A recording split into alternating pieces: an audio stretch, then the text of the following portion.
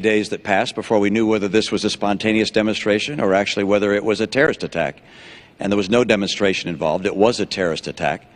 And it took a long time for that to be told to the American people. Whether there was some misleading or instead whether we just didn't know what happened, I think you have to ask yourself, why didn't we know 5 days later when the ambassador to the United Nations went on TV to say that this was a demonstration?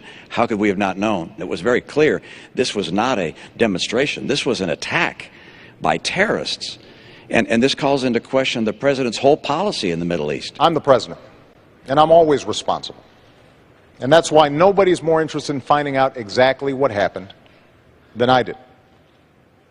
The day after the attack, Governor, I stood in the Rose Garden and I told the American people and the world that we were going to find out exactly what happened, that this was an act of terror, and I also said that we're going to hunt down those who committed this crime.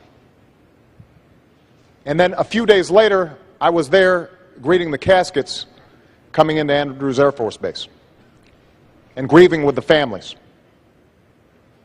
And the suggestion that anybody in my team, whether the Secretary of State, our UN ambassador, anybody on my team would play politics or mislead when we've lost 4 of our own, Governor, is offensive. You said in the Rose Garden, the day after the attack, it was an act of terror.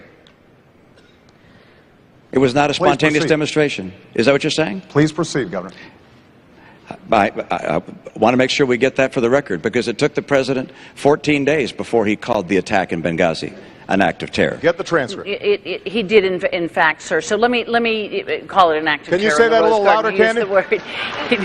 He did call it an act of